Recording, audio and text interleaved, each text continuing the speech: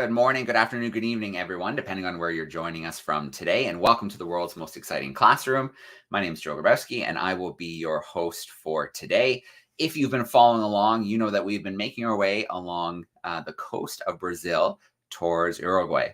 So we left Rio de Janeiro last week after an incredible week of 5 amazing conservation projects with our Darwin leaders. We then set sail for a new country. We've had an incredible time visiting Brazil, Fernando de Noronha, Salvador, and then our big week of events in Rio de Janeiro. And it is now time to visit a different country, to visit Uruguay. Now, we're going to beam out to the ship in just a second, but I thought I'd give you a quick rundown of where we're going to go today. We're going to spend a little time on the ship. There is a lot going on there right now. I'm not going to ruin any of the surprises. We will join Grant and the rest of the team there very shortly. Then we're going to beam to the Eden Project in Cornwall in the UK, where we will visit the world's largest captive rainforest. We've got Robbie and Tom joining us. We're going to talk to us a little bit about adaptations. From there, we've got a golden lion tamarin video to share. We have a sneak peek at a tortoise video. Stuart McPherson, our expedition leader, is in the Galapagos right now, so we will catch up with him next week. We've got our experiment of the week. We have our curiosity of the week. It is jam-packed. So let's get right into it. Let's go to the Oosterschelde and visit Grant. And he's got some special guests with him there as well. Hey, Grant, how you doing today? Hi, everybody. Hi. All right, excellent. Well, Grant, it's great to see you. I know there's a lot going on the ship right now, but what I'd love to start with is your guests. I know we have some students from Brazil joining us. We'd love to give them a chance to say hi and introduce themselves. Hi. Hi, guys. All right. Awesome, guys. Would you guys like to introduce yourselves? I'm Deborah. I'm 20 years from Brazil, Rio de Janeiro, and I'm here learning a lot. Hi guys, I'm Thales. I'm 25. I'm a biologist, ecologist actually. So I'm here, learn a lot of things and enjoy with all these guys. In Portuguese? Portuguese? Yeah. Yes. Hi, my name is Luiz. I'm from Rio de Janeiro, Brazil. I am 18 years. Hi, my name is João. I work at Associação Mico-Leão Dourado in Silva Jardim. Hi, my name is Paula. I am 26 years old. Yes. Biologist. Future. The future. All right. Very cool. Is everybody having fun? Are you enjoying your time on the Oosterschelde? Yeah. It's Yeah. always fun. Yeah. Awesome. Well, I'm so glad you're able to be on board. I'm so glad you're enjoying the journey so far. Grant, I heard a rumor that the ship is surrounded today by some birds. Gosh, word travels so fast. Yeah. So just immediately in our view, we have hundreds of black-browed albatross that have accumulated along this ocean ridge. I'm going to put the camera around so we can show that off. Let's see. If you'll bear with me. Oh gosh. This is a biologist trying to be a camera guy. Facing back. Let's try that. There you go. All right. What's your password? Can you guys see all of those white dots? Oh, wait. Wrong camera. Sorry. Let's try that. Can you guys see all the white dots on the horizon there? Yeah. Let me try on this side. I think they're closer. Albatrosses. All right. So we're doing our bow thrusters right now, so it's kind of bad timing, but we've got, all of the white dots there. Each one of those are albatrosses. The black dots there, those are a kind of petrel. It's called the white-chinned petrel. And we'll do the landscape for you. Is that better? Yeah. Cool. Looks like a beautiful day today. Why, Grant? It's Why why are they just sitting on the water today? Why aren't they up in the air? What are they up to? So it's pretty normal for birds to kind of take a siesta during the middle of the day. So they spend all morning filling their bellies and replenishing their energy. And they spend the middle of the day digesting everything that they ate for breakfast. And then usually you'll get another burst of activity again by the time that they're, by the time that the sun is getting lower in the sky, and then getting ready for a rest. So Grant, one of the big things you're working on is really a global bird survey as the Oosterschelde makes its way around the world. How many new species have you added since leaving Rio? It's been a pretty crazy trip. So we've during this trip, we've covered about 1,000 nautical miles, and we have left the tropics officially. So day one of sailing, we left, we passed by the Tropic of Capricorn, and we entered the temperate zone. And as we've done that, we've had a transition from a lot of the more tropical species that we were seeing, like boobies and frigate birds, and we've transitioned out into a lot of the more temperate and even polar species, like albatrosses. Yesterday, we saw our first penguins. We saw Magellanic penguins just sitting on the surface of the water. Oh, God, I'm going to show you this albatross that's passing. Oh, I might have missed it. They're everywhere.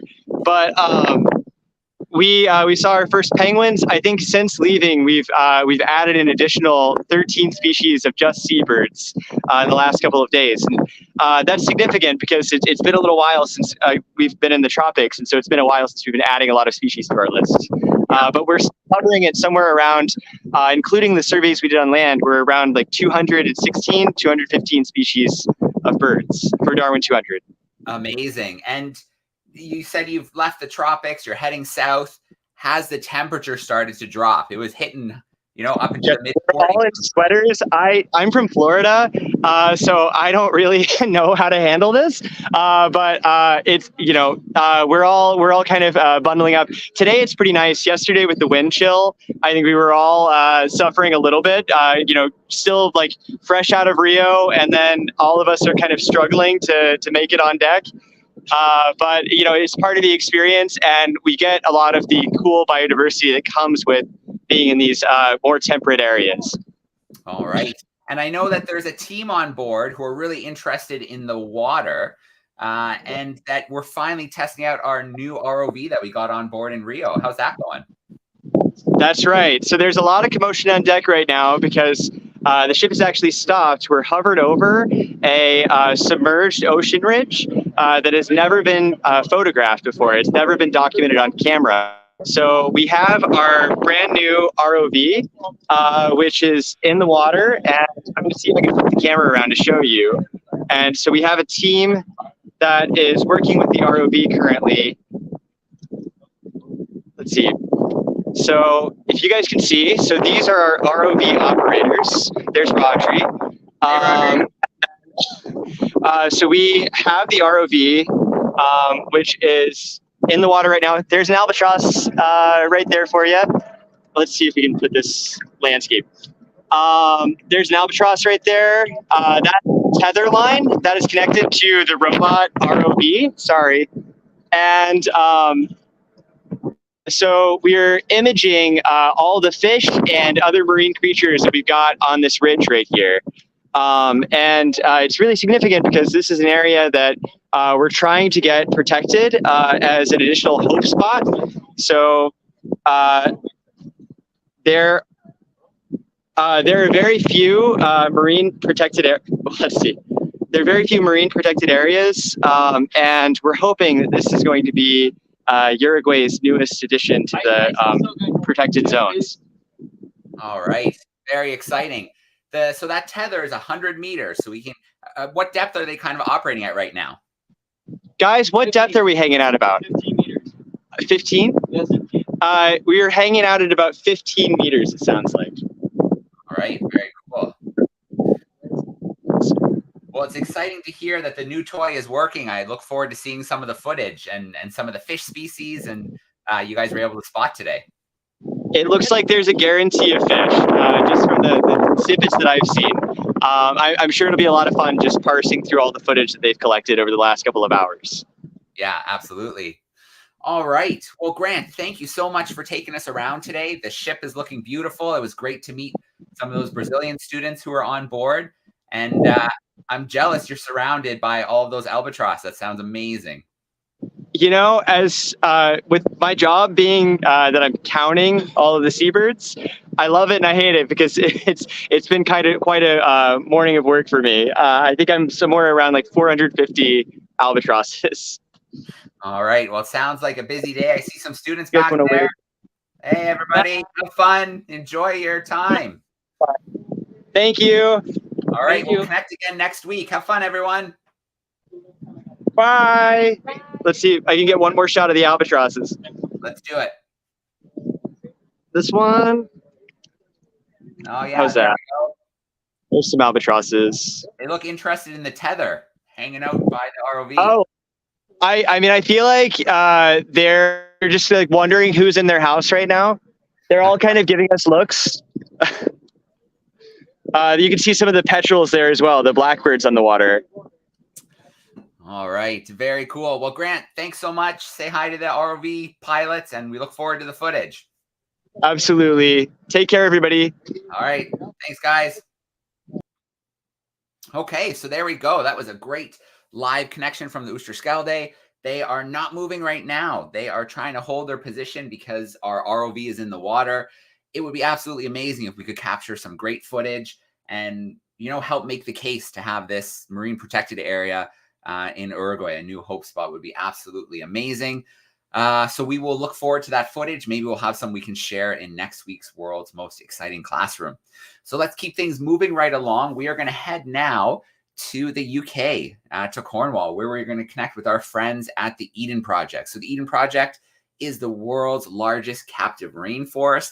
It is absolutely amazing the way that they have rehabilitated this piece of land and built such a beautiful project where the public gets to visit and experience a biome and ecosystem that you couldn't in the UK. And of course, most important of all, is thousands of school students get to visit the Eden Project as well. So let's bring in Tom from backstage. Let's bring in Robbie from backstage.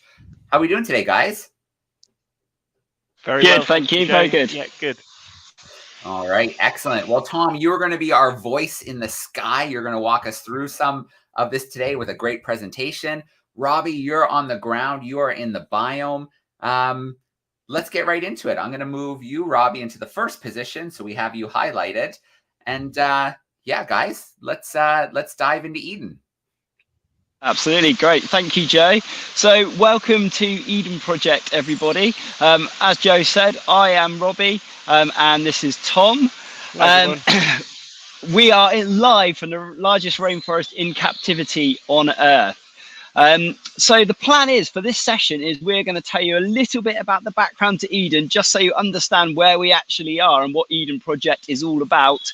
And then we're going to go and have a little bit of a cruise around the biome and look for some really ingenious plant adaptations to the tropical rainforest. So I'm just going to hand over to Tom for a moment, who's just going to give you a little bit of background. Thanks very much, Robbie. So yeah, absolutely. The site that you can see in front of you right now, this is the Eden Project. This is where Robbie and I are currently talking to you from. I'm in this strange spiky shaped building at the front here, which is called our core building. This is our education centre. So as Joe mentioned, we have tens of thousands of school children coming here each year. This is where they start off before we take them somewhere else onto our site, quite often to these strange bubble shaped buildings you can see in the background, which are our biomes. And the one that Robbie's currently in is the one at the back. This is our rainforest biome. And as Joe said, largest indoor rainforest in the world, over 200 meters wide, 55 meters high, and over 1,000 different species of tropical plants in there. And Robbie's showing you some of those right now. Now, before we jump in more detail and we look at some of those more closely, I'm just going to give you a very brief history of the Eden Project to show you where we've come from to where we are now. So the Eden Project about 20 years ago, 25 years ago maybe, looked more like this. It was a large hole in the ground, and this was the site of a china clay pit. Well, I can see Robbie showing you one of our rural birds there, getting a nice close-up. I'm sure I'm going to lose your attention now to the rural birds rather than the story of Eden. But yes, this was our site, this china clay pit you can see here. And china clay is all this white material. It's really useful, it's really valuable, it's used in all sorts of products. You can make things out of it like crockery, plates and bowls. It's used in cosmetics, it's used in makeup. So a really useful and really valuable product. But our pit reached the end of its life. We were running out of china clay, and we weren't making much money any longer. So it was left. It was abandoned, looking like this, until a man called Tim Smith came along, stood at the top somewhere, looked inside, and decided he wanted to turn this place into a global garden, a garden full of plants from all over the world, and for people from all over the world to come and visit. And that's what he did. With the help of lots of friends and large amounts of money, work on the Eden project began. In this picture here, you can see a lot less of that white china clay that I showed you before, and you can actually see a lot more soil. With the help of scientists from the UK, we had to make 83,000 tons of soil, and we used it to fill our pit, and it enabled us to start growing some plants, both outside and inside our biomes. And this is pretty much what the Eden project looks like today. A slightly old photo. Some of these trees around the edge have grown a lot since, but pretty much looking like this. Now, we have a mission here at Eden. Everyone who comes to visit us, whether it's a visitor on their holiday out for a day out, or whether it's a child on a school trip, we want them to realise the importance of working together and the importance of looking after nature and living things on our planet, because they do an amazing job of looking after us, and we now need to return the favour.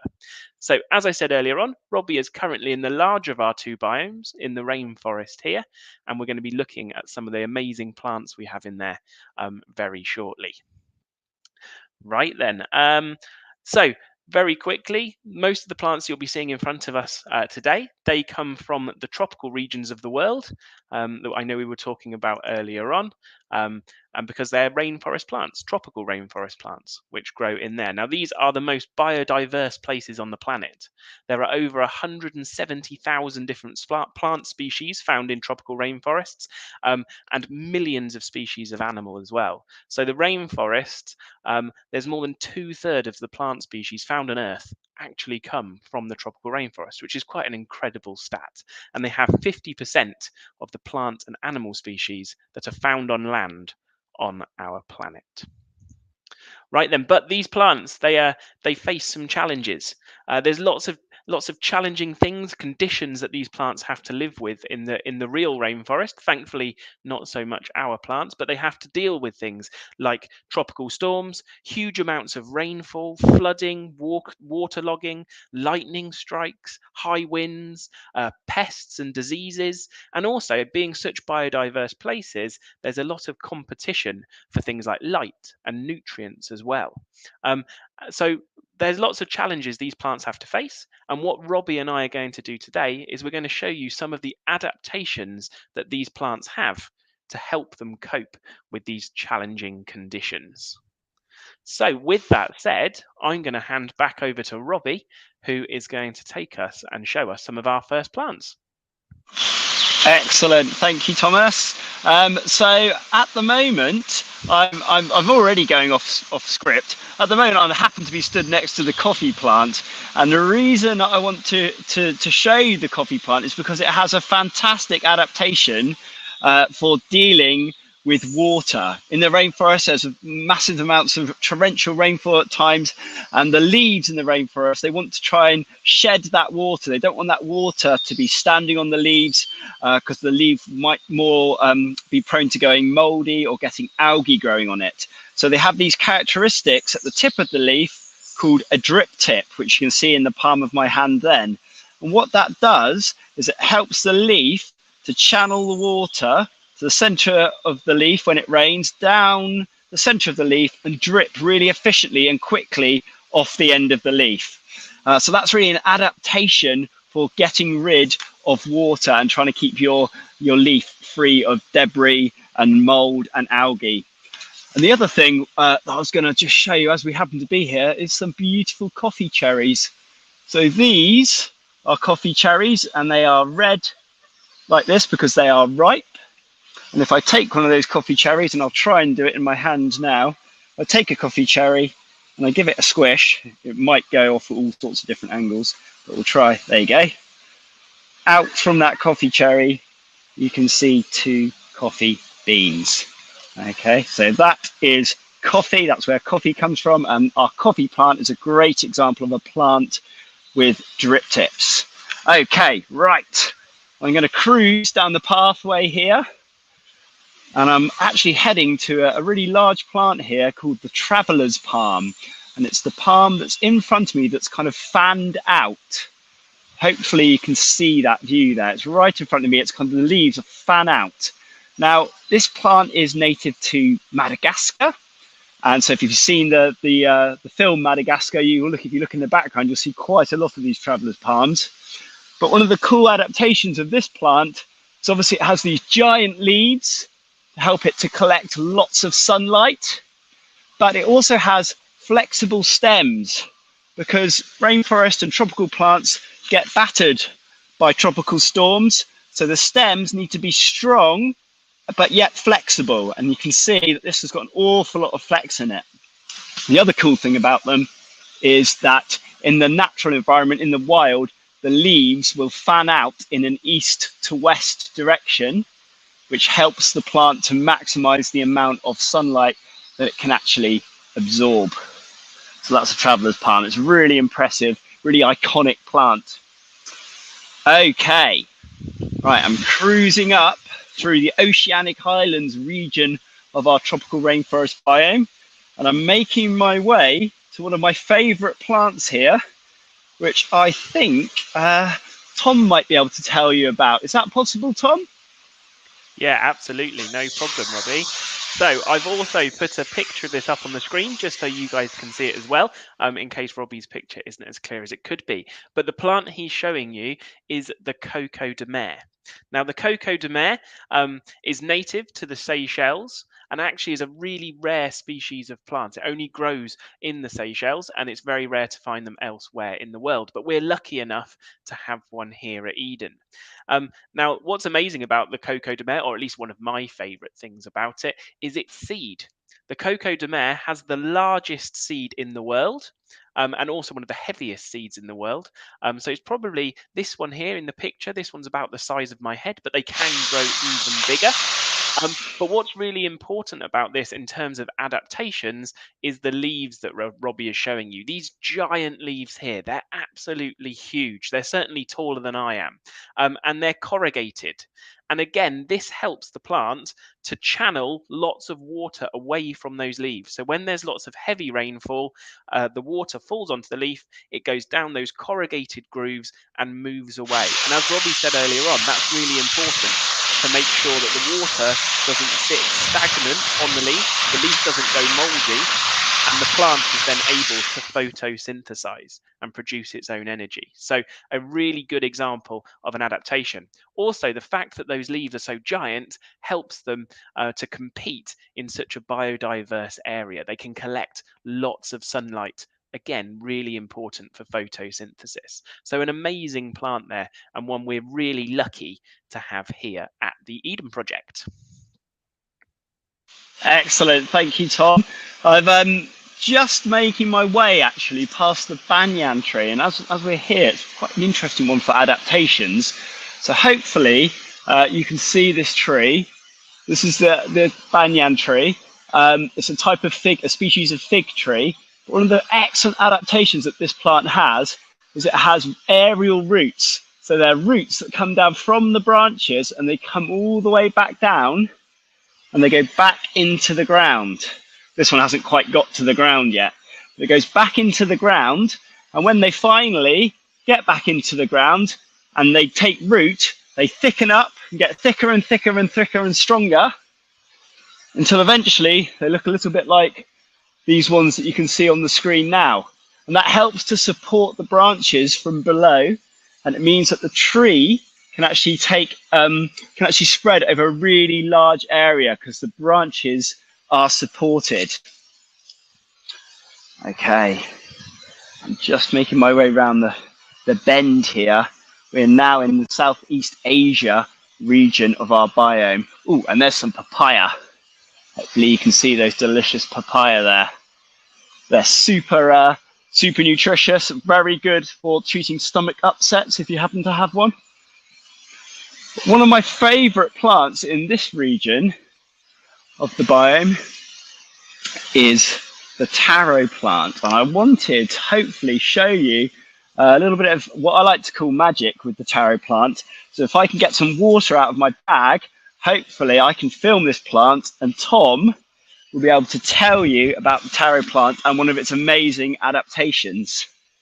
Absolutely. Thank you, Robbie. So yeah, like Robbie said, this is also one of my favorite plants, and one that I always try to make sure I stop at when I've got some water with me in the rainforest, and show it to the groups of children that I'm walking around with. So as you'll see in a second, Robbie is pouring some water onto the leaf of the taro, but you'll see that water is running off really quickly. It's not sitting on the leaf for long, it's kind of running off, and if it does sit on the leaf, it's beading up. It's not actually touching the leaf or absorbing into it. And as soon as the water leaves, that leaf is absolutely dry. It's as if the water never touched it at all. There we go, Robbie rolling it round there. It looks a bit like liquid mercury, doesn't it, rolling around on the leaf? Now, the reason for this, again, is because rainforest plants don't like water sitting on their leaves for too long. They like to stay dry. They like to stay clear of debris and mold, as we've already mentioned, to enable them to photosynthesize. Now, the way that this taro leaf does that is actually it's covered in microscopic, tiny, waxy dots. And those waxy dots stop the water from actually touching the leaf surface, and they keep the water rolling off the top of it. But it's really cool, and it's amazing to see just how fast that water flies off the leaf. How was that, Robbie? All right? Excellent, thank you. I'm just multitasking, but everything is going relatively swimmingly. How are we doing, Joe? How are we doing for time and that side of things? Yeah, we're doing great, Robbie. If you want to go for another couple minutes, absolutely. Brilliant. Okay, we will certainly do that. Okay, well, as we're here, I'm going to show you a plant on the screen here, and I reckon lots of you will recognize it. Tom's given you the name there. It is, of course, the banana plant.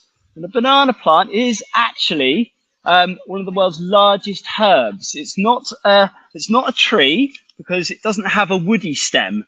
The stem of the banana plant is actually just made up of the leaves all wrapped around each other. And as the plant grows, these leaves begin to emerge.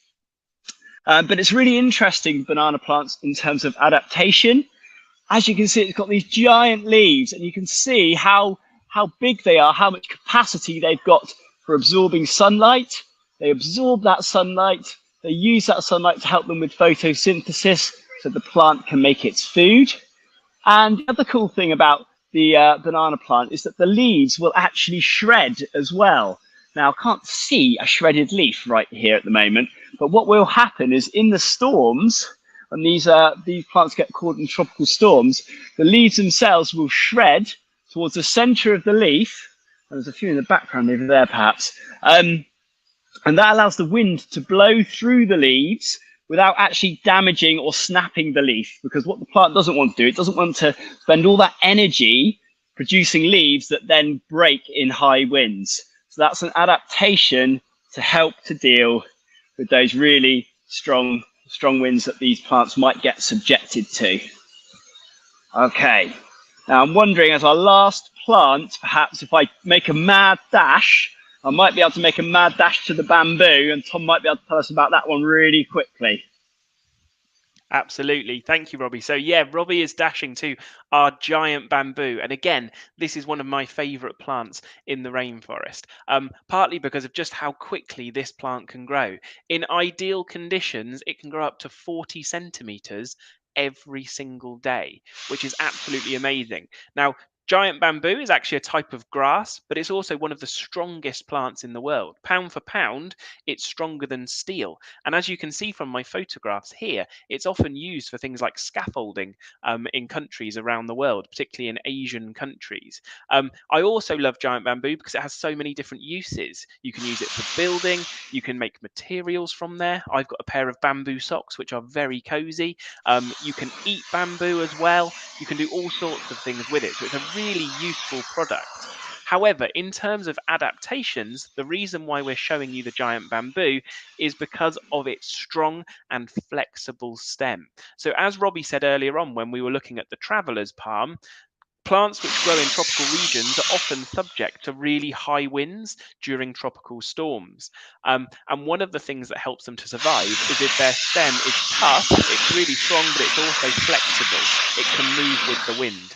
And the giant bamboo is an excellent example of this. For a plant which grows so quickly and can grow so tall, it's able to move with the wind and stop it from being damaged. So a really cool adaptation there for what I think is an absolutely incredible plant. Excellent, thank you, Tom.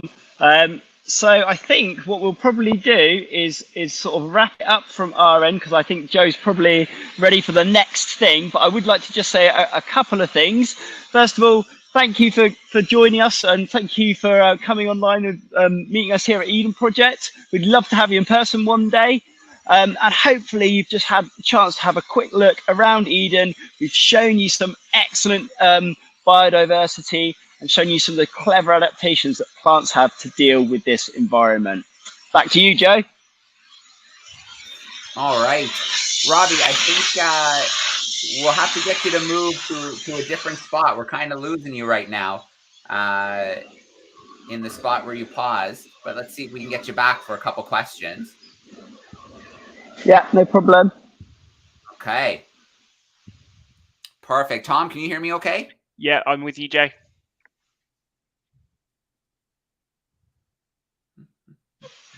Okay, can you hear and see me okay? Yeah, the connectivity is a little weak right now, but I think we'll be okay.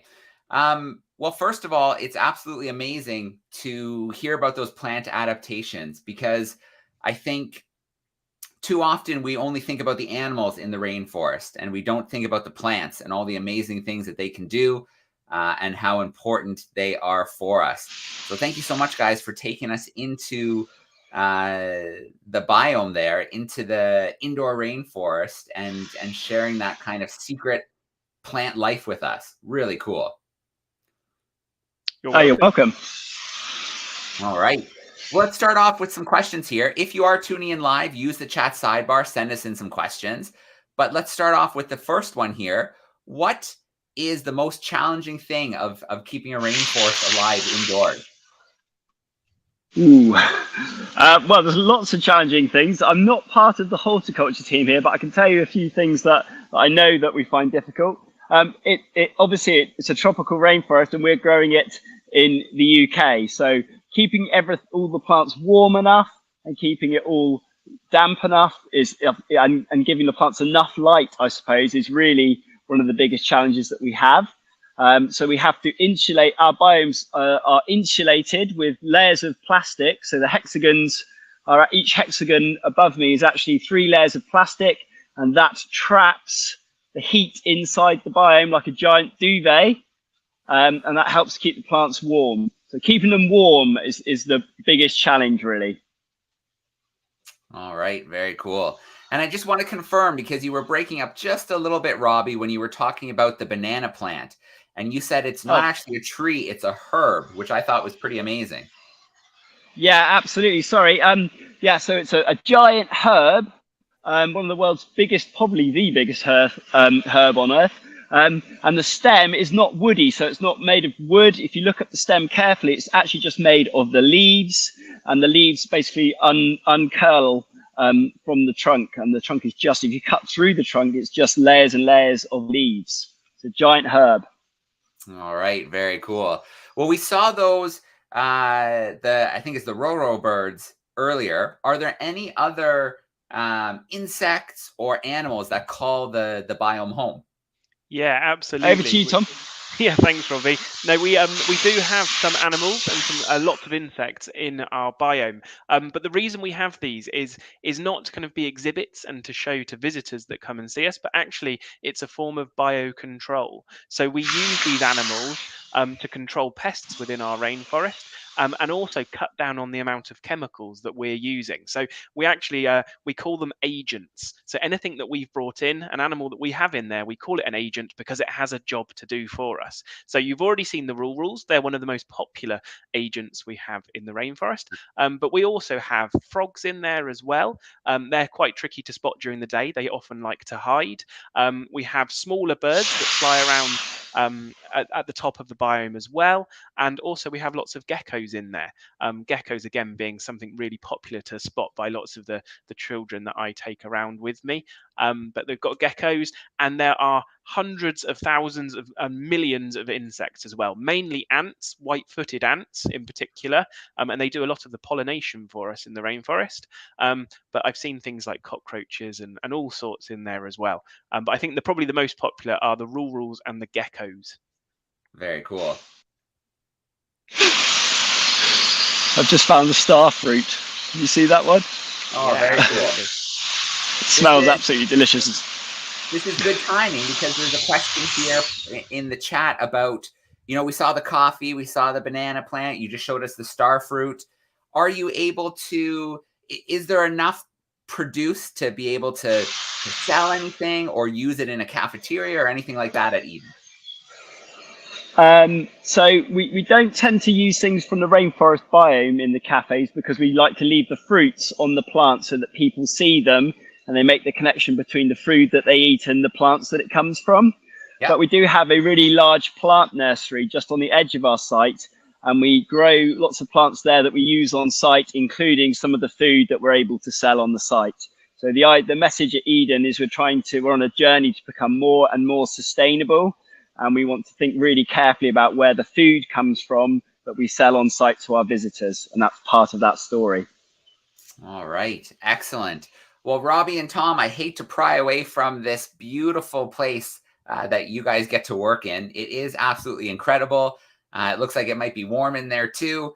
Here in Canada, we're getting little bits of snow and rain. So yeah, it looks like you guys are having a good time over there at Eden. In a couple weeks, we're going to connect again. We're going to talk a little bit more about climate change, which will be great.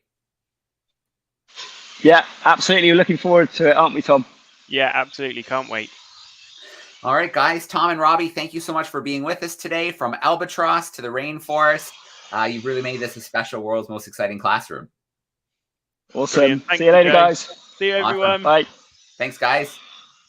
All right. So big shout out to Robbie and Tom and Eden Project. We love our trips there, and it's so great to be able to include them with these Darwin 200 events, and we look forward to seeing them in a couple of weeks. Now, let's take a little time and play some Kahoot together. So hopefully you were paying attention during our presentation today. As always, the winning class will receive a £50 Amazon gift card. We're going to have 5 questions today, some true and false, and some multiple choice. And then we'll see who comes out on our podium. So let me share my screen. It's just loading a little bit slowly today. Let's give it another minute. Here it comes. All right, there it is. So let me share my screen and let us get into our Kahoot. So we are ready to go. You need to visit kahoot.it. So kahoot.it. And then it's going to ask you for a PIN number, which we have right there for you. 995-4213 is our PIN number for today. 995-4213. It'll give you your auto-generated animal name, and then we will be good to go with the event. If you are in the classroom and have a tablet or a Chromebook or a laptop at your desk, you can join right there. Otherwise, your teacher could pop this up at the front of the room and you could shout out your answers to him or her. There is a QR code. If you are at home, maybe you have your cell phone or tablet handy, you can scan that QR code and it will bring you in. Whether you're joining as a classroom or an individual student, depending on the question, there's 20 or 30 seconds for each question, true and false, multiple choice. the quicker you put your answer in, and if it's correct, the more points you are going to get. So we want to make sure that we get those answers in there nice and speedy quick for us today. So we'll give them a moment to get a few more groups in here with us, and then we will go live with our Kahoot. After that, we're going to jump into our experiment. If there's time, we'll check out our golden lion tamarin video from our time in Rio. These absolutely charismatic, amazing endemic monkeys who at one point had fallen down to a few hundred, and now the species, through amazing conservation work of the Golden Lion Tamarin Association, they are now back into the thousands and their population is growing. All right, I think we'll just get things started. We've got a few classrooms in here with us, so let us go and get this rolling. All right, our first question coming up here in 3, 2, 1. True or false? Eden Project is the world's largest captive rainforest. So you could call it captive, you could call it indoor, but is it the world's largest enclosed captive rainforest?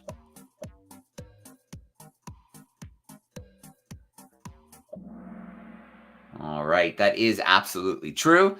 Good job, crew. If you are ever in Cornwall, it would be an amazing place to visit. Spend a morning, spend an afternoon exploring that biome. They've got the Mediterranean biome. Lots to do at Eden. So the dazzled rhino is in first place. Let's go to our next question. This is a multiple choice. What percentage of land, plants, and animals are found in the tropics? Is it about 10%, 25%, 40%, or about 50%? So what percentage of our land, plants, and animals are found in the tropics? Is it about 10, 25, 40, or 50%? All right, it is about 50% of our land, plants, and animals. That puts the dazzled rhino holding down that top spot. Our next question, which has the largest seed in the world? Was it the coconut? Was it the coco de mer? Was it coffee or mango? So which of those 4 plants has the largest seed in the world? The coconut, the coco de mer, the coffee, or the mango? Okay, it is the coco de mer. We saw a picture of it there. Thanks to Tom. We saw the plant thanks to Robbie. That puts the balanced lion in top spot. And let's go to our 4th question. It's a true and false. Bananas are a type of tree. Is that true or is that false? That bananas are a type of tree. True or false? Got a couple more seconds to get your answer locked in. All right, that is false. We learned that they are a large herb, which is absolutely amazing. I had no idea until Robbie shared that fact with us today. So even the trunk may look like a solid wooden trunk, but it's actually just the leaves growing and making that system. And so, yeah, they are a type of herb, not a type of tree. The prairie urchin is in first place. We have one more question to go. How fast can giant bamboo grow each day? So that's the last plant we looked at. Can they grow up to 10 centimeters, up to 40 centimeters, up to 100 centimeters, or up to 140 centimeters each day? So that giant bamboo, it grows pretty fast. Is it up to 10 centimeters, up to 40 centimeters, up to 100 centimeters, or up to 140 centimeters each day? All right, a little split there, but it is up to 40 centimeters a day. And of course, that's ideal growth conditions. So lots of nutrients, lots of sunlight, and they can reach up to 40 centimeters a day. Absolutely amazing. So let's shake out our podium here. Let's see who's in third place. We've got the prairie urchin. In second place, we've got the balanced lion. Now on that top spot.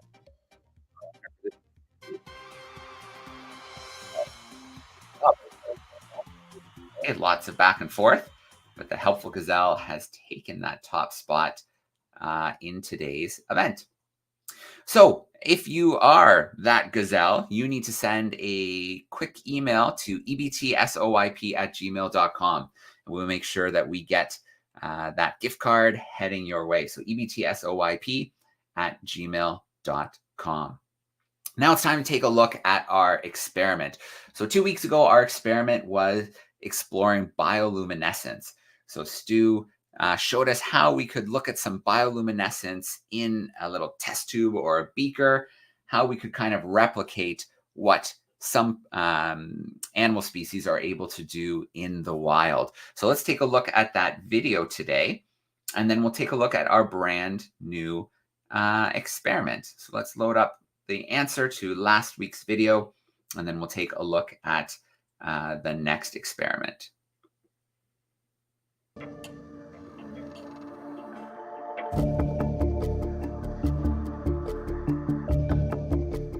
Welcome back. How did you get on with your bioluminescence experiment? You might remember 2 weeks ago, I asked you to think about how you would respond if you saw a bright bioluminescent flash in the deep sea. Imagine you're a predator. How would you feel? Well, for many of the animals that the DARWIN200 team aboard our ship have seen, the use of bioluminescence is a startle response. Animals such as dinoflagellates flash this bright glow, and this startles predators and scares them away. Or the light emitted by the bioluminescence causes the predator to be more visible to other larger predators in the sea. And in those cases, the predators generally abandon their attack and leave the bioluminescent organisms alone. Did you send in your results and guess correctly? Let's find out now who won those £50 Amazon gift voucher prizes. All right, there we go. So bioluminescence, really, really cool experiment. As always with our experiments, you have 2 weeks to get your answers in and send them to classroom@darwin200.com. We will message the top 3 responses. Each one will receive a £50 Amazon gift card. So 2 weeks to get your responses in. Let's take a look at this week's new experiment right now.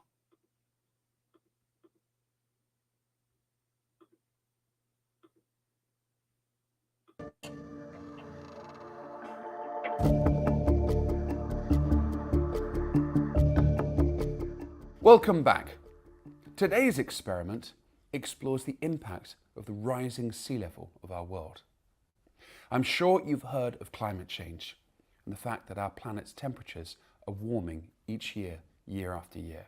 Well, that has a big impact on the icy North Pole and the icy South Pole.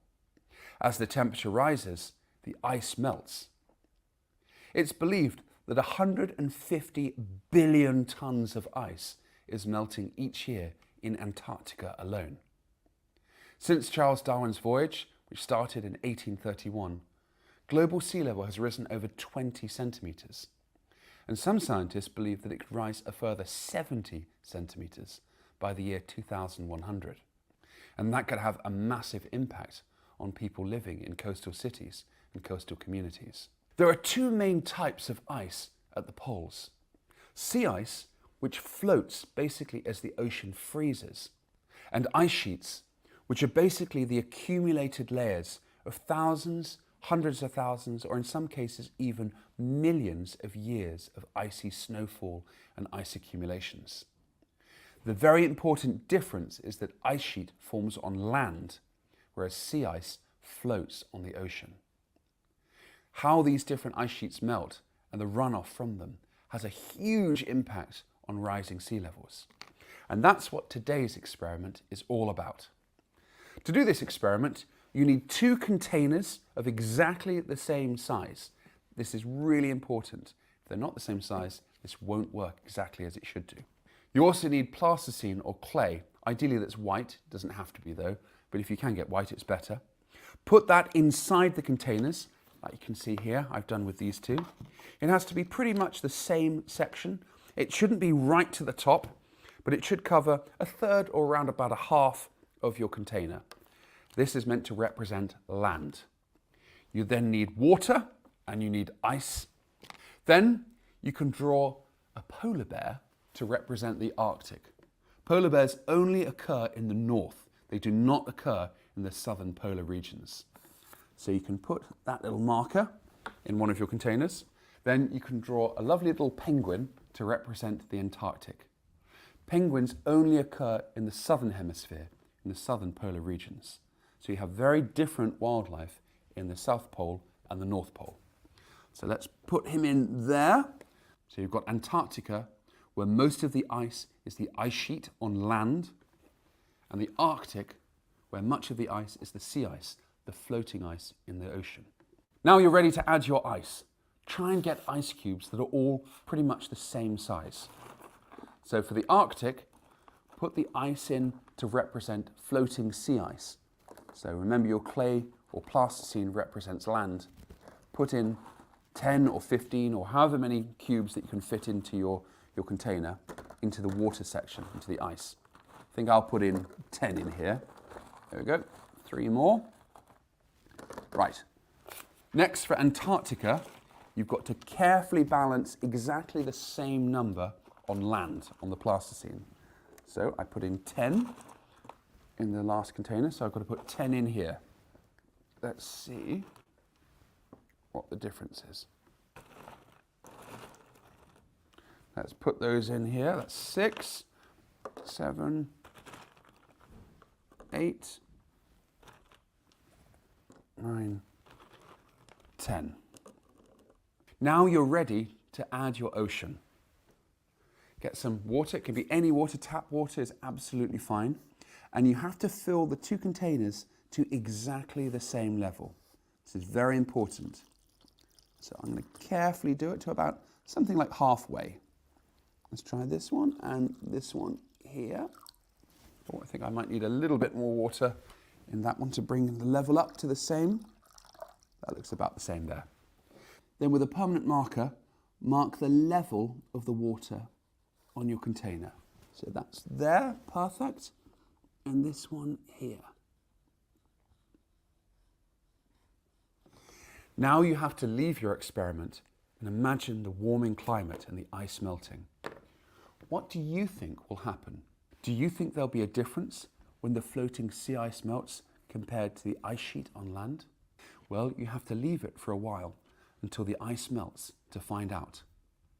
Send in photographs of your experiment and complete the results sheet on the DARWIN200 website.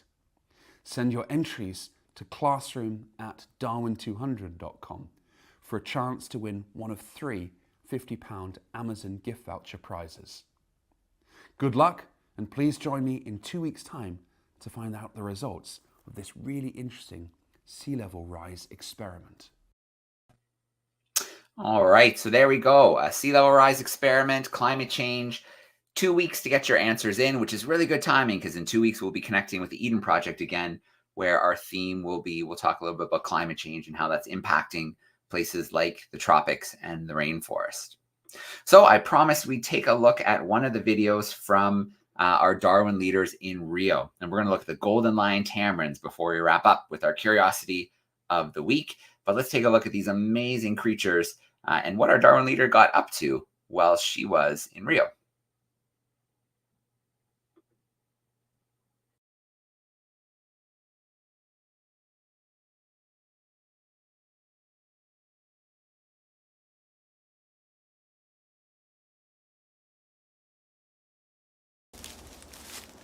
We are in the Brazilian jungle looking for a rare animal that has been seen by few people. It has a mane like a lion, golden hair, claws to catch their food, and a long tail to keep the balance between the trees. We are in this expedition to learn more about this elusive animal and how it almost disappeared forever. But why should we care about an animal that we have never seen in a jungle that we have never been? Well, we will find the answers of this and much more. I am Karen Brewer, I am a Darwin leader, and I would like you to join me in this expedition and search for the golden lion tamarin.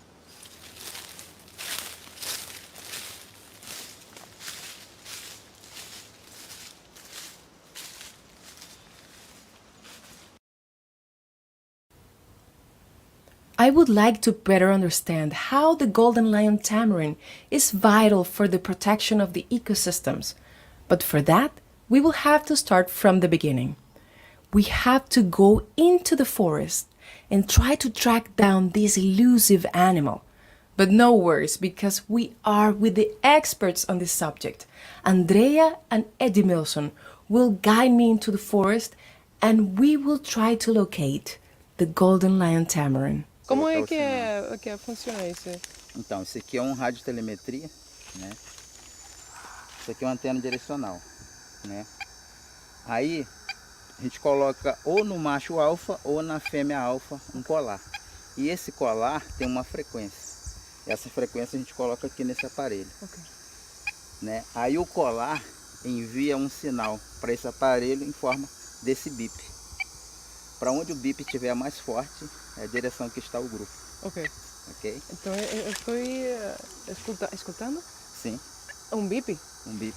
Então estamos perto do... Muito próximo, o grupo está nessa direção. Vamos para lá. Vamos lá. É, perfeito!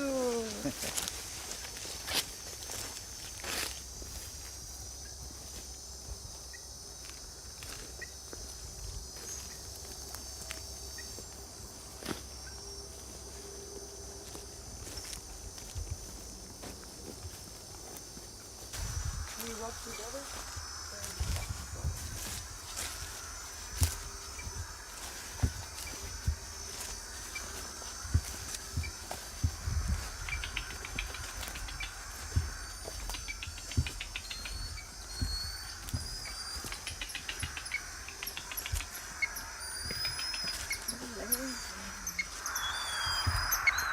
Vamos ali com filhotes, ali.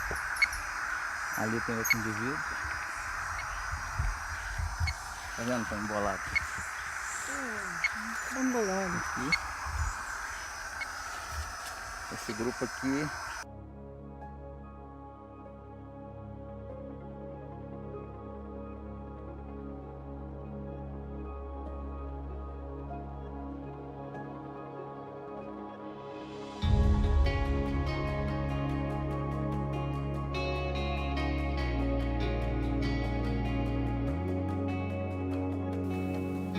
I know that if I say Rosalia, the last thing that was going to go through your mind until now was this amazing primate. Well, that is the scientific name, Leontopithecus rosalia. It means that it has a mane like a lion. They are really different from other primates. Let's take a look at all the details they have. They have, obviously, this amazing golden hair that really shines in the forest. As you can see, they're not very big. They're about the size of a school ruler, and they have a long tail that is twice the size of the body that will help them walk through the branches of the trees. They will go foraging for food, and they will try to eat something that is according to their size. They eat small insects, arachnids, also nectar from flowers, plant exudations, and there has been some reports of bird eggs. In order to find food, they look very carefully inside the crevices of the trees, inside the bromeliads. They are very, very curious and they check every place. They use their nails that are shaped like claws to find their food, but there is only a pair of nails that are similar to ours, flat. Can you guess which ones? The golden lion tamarins are amazing animals, as you can see, but they face many threats.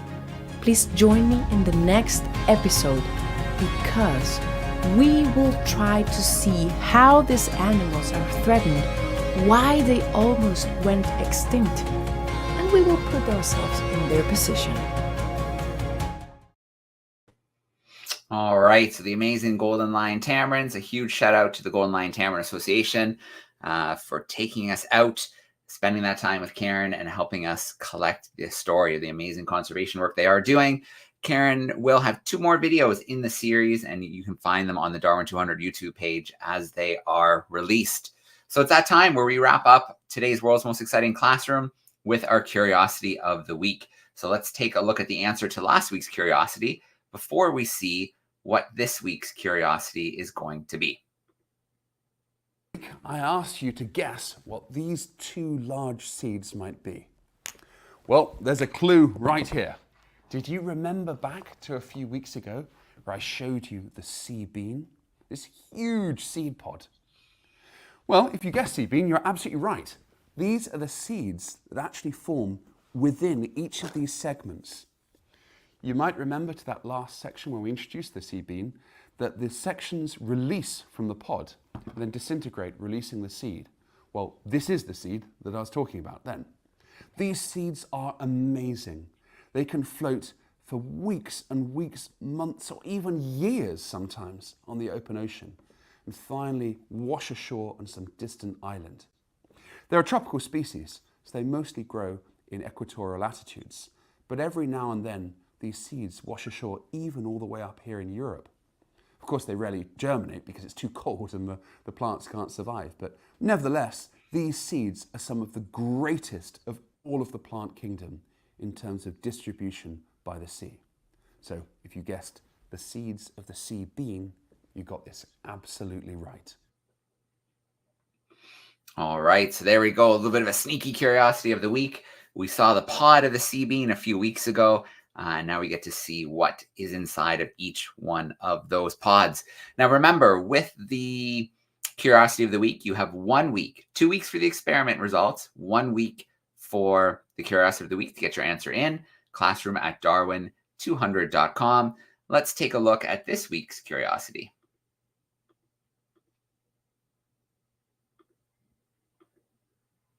Curiosity are these objects here. For those that live in tropical countries, you probably will recognize these straight away because they're very, very common, especially along shorelines. Those that live in temperate countries might not know what these are by sight, but almost certainly you've eaten them or something made out of them. I'll give you a clue. There's something inside these big fibrous husks. Can you guess what it is? Join next week and find out the identity of this curiosity. All right, there we go. There's our curiosity of the week. Remember, you have 1 week to get your answer into classroom at DARWIN200.com. Then for our climate change, our sea ice experiments, you have 2 weeks to get your answers in to classroom at DARWIN200.com. As we end all of our sessions, we want to give a huge shout out to our sponsors, to our partners who without their support, we wouldn't be able to do the expedition, to bring the Darwin leaders around the world, and to be able to host the world's most exciting classroom. In fact, a little sneak peek next week, we are preparing because in April and May, we will be in the Galapagos. So our expedition leader is laying some of the groundwork there right now. And he sent me this really cool video of some of these Galapagos tortoises. So we're going to get a better video next week and dive a little bit deeper into what Stuart saw while he was there. Of course, we are going to make our way to the Galapagos. 2024, which should be absolutely amazing. No, of course. We will get to see some of these beautiful tortoises live in the Galapagos. So you can see they're having a little feed here. Yeah, they didn't know that until. What do they know? So stay tuned for even more tortoises coming up next week. Yeah. And we'll end off with a huge shout out to our sponsors and our partners. Again, without whom none of this would be possible.